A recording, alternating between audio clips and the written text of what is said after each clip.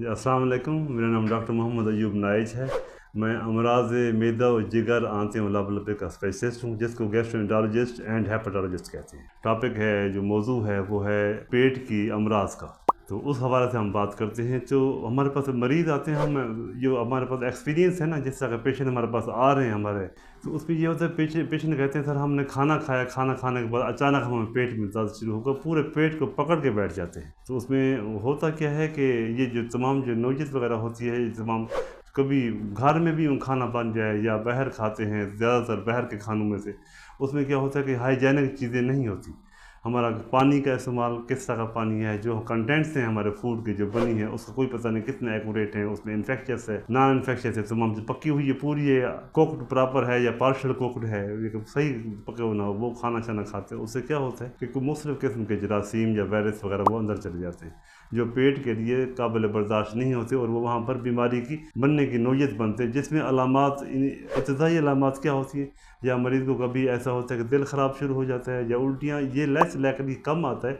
ज़्यादातर क्या होता है, अचानक पेट पकड़ कर बैठ जाते हैं, पेट में शदीद दर्द होता है, और फिर उसके कुछ देर के बाद बाद मोशन डायरिया शुरू हो जाता है, या उल्टियाँ होती हैं, या बुखार की नोयत भी हो जाती है। और खुदा न खास्ता ये ज़्यादा हो जाए तो उसमें क्या होता है कि पानी की इंतहाई शदीद कमी होती है, जिससे ख़तरा होता है कि गुर्दे बंद ना हो जाए। तो ये तमाम बात पेशेंट हमारे पास जब रिसीव होते हैं एमरजेंसी के अंदर, तो उसके अंदर क्या होता है कि गुर्दों की अलामात भी काफ़ी आ चुकी होती हैं, उनको पेशाब छोटा नहीं आ रहा होता। जब हम सारा वर्कअप कराते हैं तो उनको गुर्दे का फंक्शन काफ़ी ऊपर हो जा चुके होते हैं, वो गुर्दे बंद हो चुके होते हैं, और हमें गुर्दे की सफाई हीमोडायलिसिस करवाना पड़ता है। कुछ लकी पेशेंट होते हैं जो रिवर्स बैक हो जाते हैं, उनके गुर्दे चल पड़ते हैं। कुछ का ऐसा होता है कि परमानेंट उनको सारी ज़िंदगी करना पड़ता है। ये एक मैं कॉम्प्लिकेशन बता रहा हूँ। बात करके ज़्यादा हवा वगैरह जितनी तमाम चीज़ें और मज़ीद जो है ना काफ़ी ख़राब हो जाए, तो उसमें क्या होता है, इन्फेक्शन पूरे जिस्म में फैल जाती है, उसको हम सेप्सिस भी कहते हैं।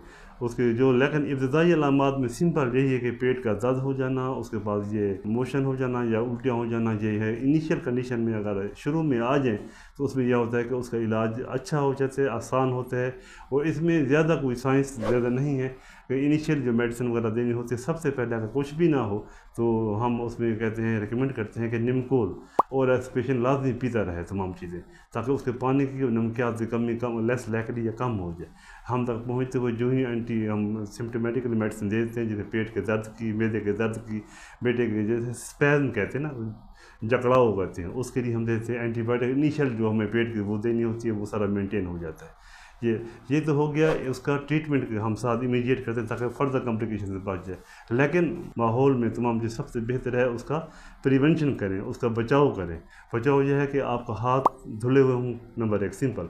नंबर खाना साफ़ बना हुआ हो, साफ़ चीज़ खाएँ, तो इससे 90% आप हर चीज़ से बच जाते हैं।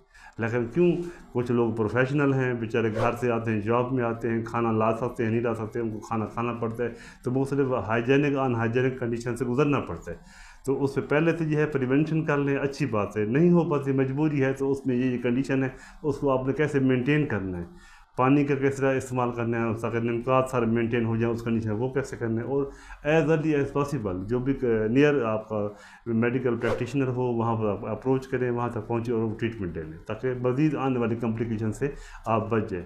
इसमें तमाम चीज़ें मैं दोबारा रिपीट करूँगा। सबसे अहम प्रिवेंशन है, अपने हाथ साफ रखें, अपने खाने पीने के बर्तन जो इस्तेमाल कंटेंट सारे साफ रखें, तो काफ़ी हद तक बचाव रहेगा। ऐसे अगर इन केस हो गया है तो उस कंडीशन में कैसे आपने मैनेज करना है। पानी का इस्तेमाल, नमकियात का इस्तेमाल, नमकोल के इस्तेमाल से आपको काफ़ी हद तक उससे हेल्प मिल जाएगी। और साथ ही नियर बाई जो करीबी प्रैक्टिशनर हो मेडिकल, वहाँ से आप एक्सेस करें, वहाँ से ट्रीटमेंट लें, ताकि फर्दर कॉम्प्लिकेशन से आप बच जाएँ। शुक्रिया जनाब।